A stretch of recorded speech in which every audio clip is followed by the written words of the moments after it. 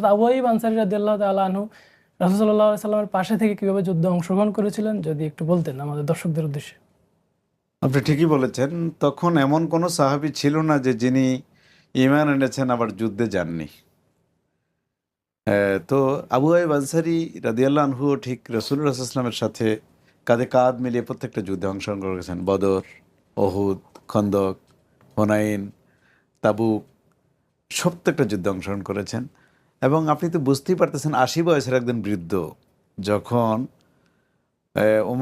মুআবিয়া রাদিয়াল্লাহু আনহু রাষ্ট্র ক্ষমতায়, তখন কিন্তু ডাক এসেছিল যে কনস্টান্টিনোপল অবরোধ করতে হবে।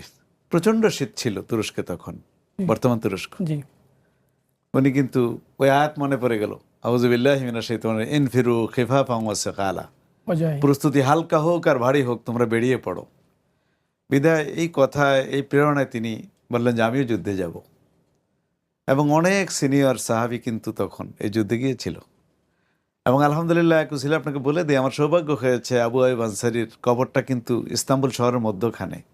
জি সে কবর জিয়ারতের সৌভাগ্য আমার হয়েছে 2020 সনে। তো আসলে সাহাবীদের এসব আস্তানায় গেলে, কবরে গেলে সে অন্যরকম একটা অনুভূতির সৃষ্টি হয়।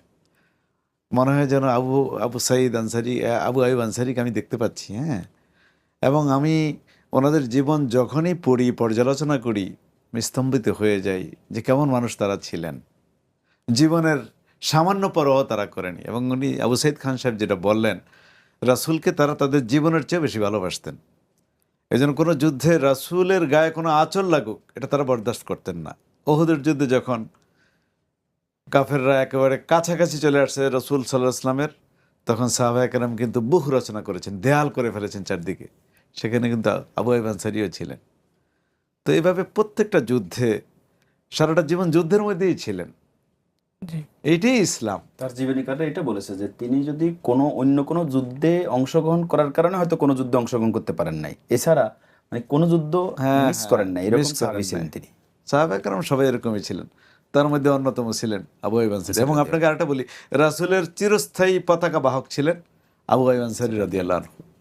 এটা একটা বিশাল ব্যাপার আর কি। স্যার ধন্যবাদ।